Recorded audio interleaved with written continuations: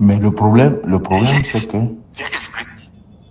non, le problème, c'est que il n'y a pas un document qui dit que après celui qu'on avait entériné Kane comme président du parti, est-ce qu'ils doivent maintenant venir fouiller dans les textes internes d'un parti pour chercher à tout prix à invalider le candidat?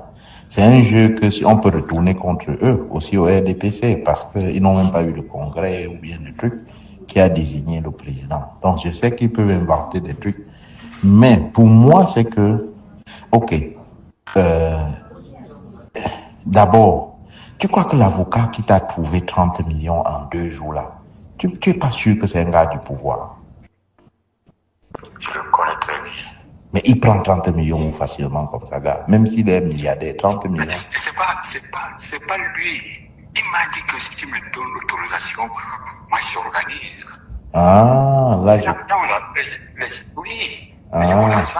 Il me dit que si tu me donnes l'autorisation, moi j'organise. Donc je ne sais même pas qui a mis quelque chose dedans. Ah, je ok. connais une seule personne qui m'a dit que si tu me donnes l'ok, moi j'organise. C'est tout. Oui. Et puis, je vois les gens dire que j'avais retiré ma requête au tribunal pour ne pas aller à la Cour suprême. Et c'est vrai, parce que le conseil qu'on m'a donné, quand on a regardé le papier que Milad avait signé en disant que Ekane est président du comité directeur, et quand on regarde le texte du parti, on voit qu'il n'y a pas ça. Le conseil juridique me dit que mais on a mis, c'est toute ta chose. C'est qu'on lui a donné là, c'est autre chose. Toi, tu vas de chercher quelqu'un, quelque chose qui ne ressemble pas. Tu as, et si tu as le comité directeur dans le SF, j'ai dit non. Ce n'est donc pas la même chose. Laisse-le faire, tout ce qu'il fait est nul et de nul le fait. Parce que voici la logique ici. C'est aussi simple que ça. Donc, ces deux parties, maintenant, il faudrait que lui trouve donc un document qui atteste un manidem avec comme bureau, le bureau du comité directeur. Il n'y en a pas.